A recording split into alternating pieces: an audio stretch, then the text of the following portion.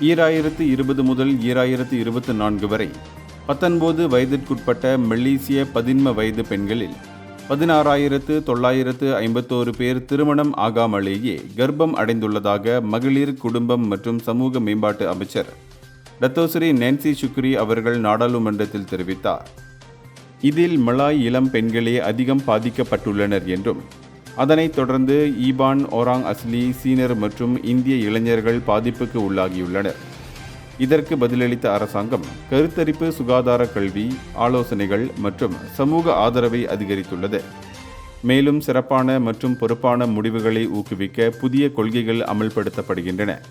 பாதிக்கப்பட்ட சிறுவர்களுக்கு தண்டனைக்கு பதிலாக பாதுகாப்பு மற்றும் மறுவாழ்வு வழங்கி சமூக களங்கத்தை அகற்ற வழிகாட்ட வேண்டும் என்று அமைச்சர் வலியுறுத்தினார்.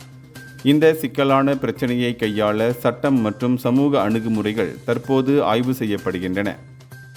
இந்தியர்களின் இதய குரல் மக்களோசை.